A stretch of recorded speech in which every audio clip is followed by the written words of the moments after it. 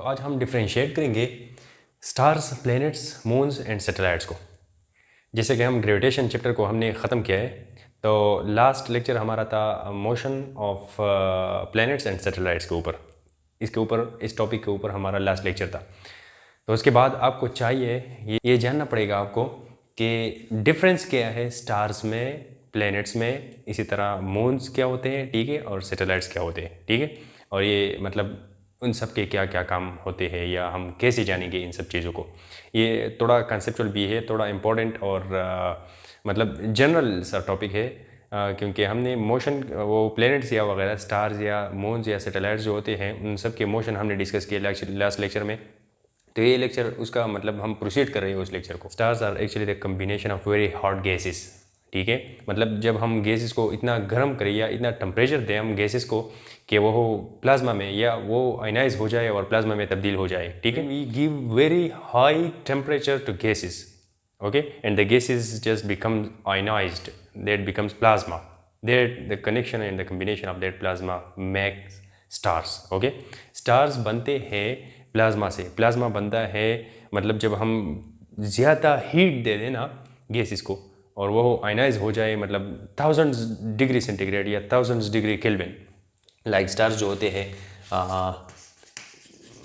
Stars के minimum temperature 2000 degree kelvin होता है, ठीक है, सॉरी 2000 केल्विन, 2000 केल्विन होता है, ठीक है। स्टार्स की मिनिमम टेम्परेचर ये है मिनिमम टेम्परेचर, और मैक्सिमम टेम्परेचर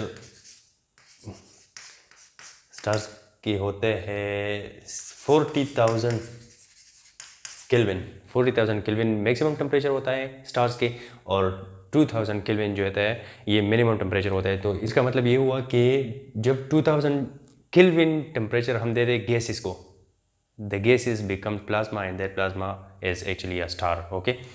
मिनिमम 2000 चाहिए ना, इसके ऊपर भी मतलब आप जा सकते हैं 40,000 तक, तो आप जा सकते हैं 40,000। तो हमारा जो सन है इसके ऊपर मतलब सरफेस पे इसका टेम्परेचर होता है 6000 केल्विन। सन सरफेस पे ये होता है 6000 केल्विन, हमारे सन के ऊपर होता है, ठीक है।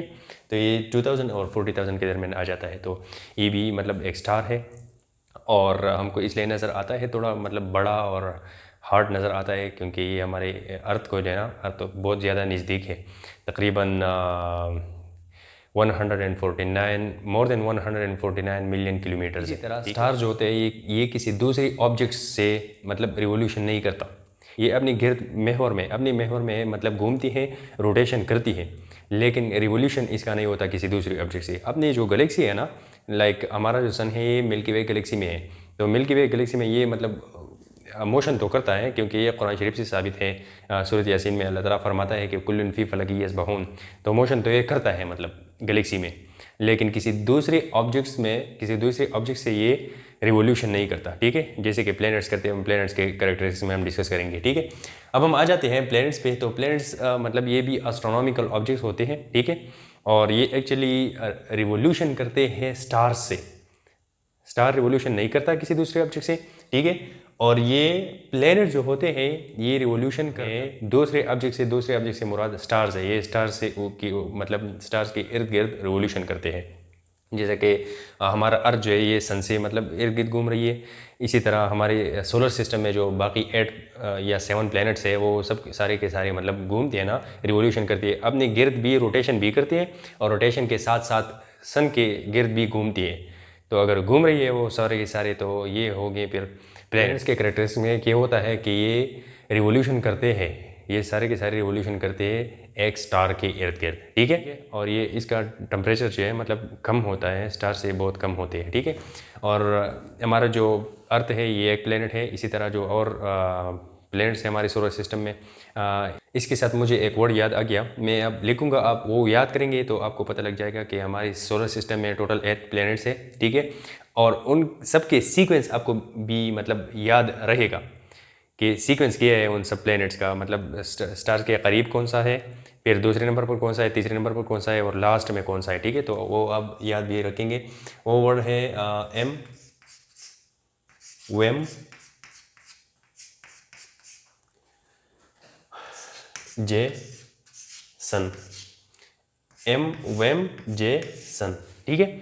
एम जेसन क्या होता है? एम जेसन आप याद कर लेंगे, एम से मतलब है मरकरी, ठीक है, इसे मतलब है मरकरी जो सबसे करीब है, मतलब स्टार के बिल्कुल करीब है, मतलब हमारा जो सन है उसके करीब है, पहले नंबर पर ये आता है, ठीक है।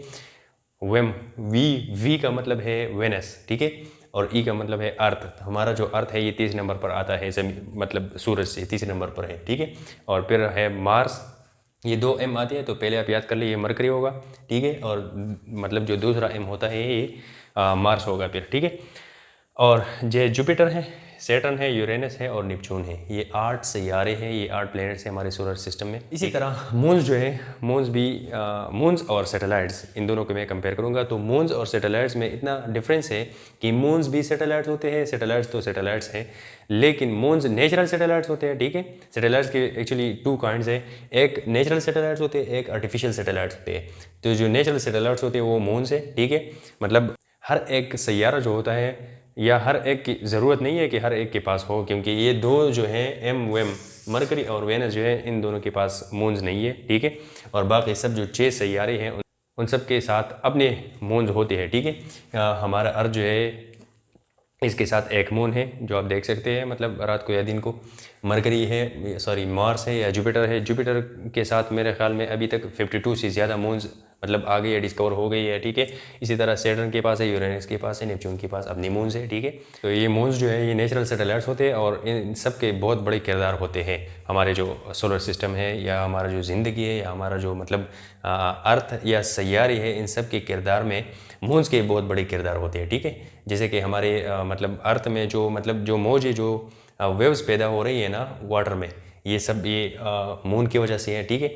या हमारा ज़मीन जो है ये मतलब थोड़ा प्लेटन दिखा रही है ना, इसी तरह है, तो ये भी मून के मतलब ये मून की वजह से है ना, क्योंकि मून अट्रैक्ट करता है, एक मून और अर्थ एक दूसरे को अट्रैक्ट करते हैं, क्योंकि जिस तरह ये अगर मून है ये अर्थ है, तो मून अर्थ को या अर्थ सरफेस पर जो पानी है इसको अट्रैक्ट करते हैं अपने आप की तरफ ग्रेविटेशनल फोर्स पर, इसका तो भी अपना ग्रेविटेशनल फोर्स है ना, अट्रैक्ट करते हैं, तो पानी इस तरह मतलब इस तरफ आ जाती है, फिर दूसरे साइड वाला पानी जो है वो थोड़ा उधर जाते हैं, क्योंकि वो मून से तो दूर है, ठीक है। तो अर्थ का वो शेप जो है मतलब इग की तरह बनता है, फिर ये मून की वजह से। या अर्थ में जो मतलब वो पानी के जो मौजे होते हैं, वेव्स मतलब होते हैं, वो भी इस मून की वजह से है।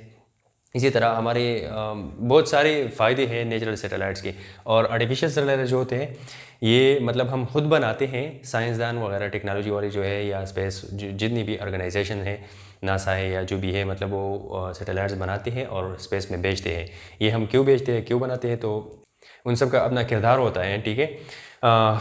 We send artificial satellites to the space for the purpose of communication, okay, for the purpose of internet, for the purpose of getting different information and knowledge like about the climate, about the weather, okay.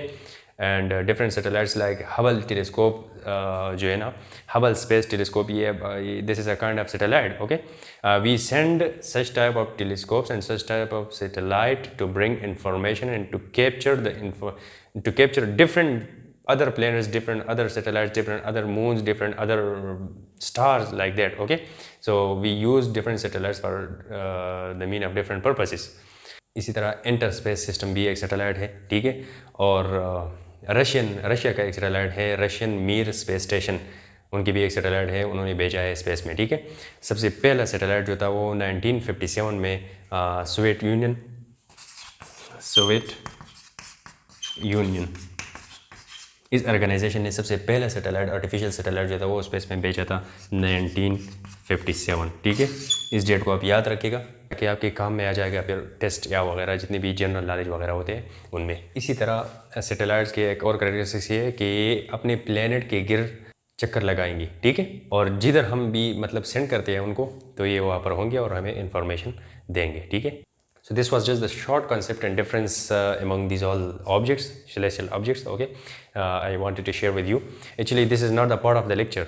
This is just for your general information and general knowledge. So I hope you would have enjoyed and you would have learned. If there is anything, any difficulties, any confusions, you may ask in the comment. I'll give you answer. This was enough for today. See you in the next unit.